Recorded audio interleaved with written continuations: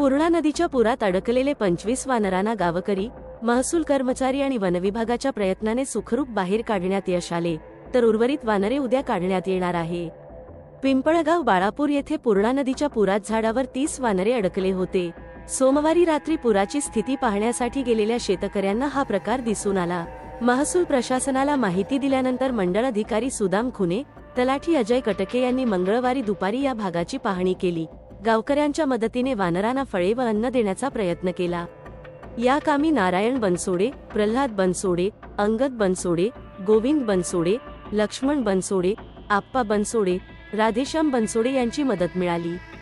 या प्रकाराबाबत वनविभाग परभणी यांना सूचना देण्यात आली. 4 वाजता वनविभागाचे पथक पिंपळगाव बाळापूर येथे दाखल झाले. गावकरी, महसूलच्या मदतीने हे वानरे बाहेर उसकावून बाहेर काढली. अजून काही वानरे झाडावर शिल्लक असून ते उद्या काढण्यात येणार असल्याचे वनविभागाच्या वतीने सांगण्यात आले. जमलं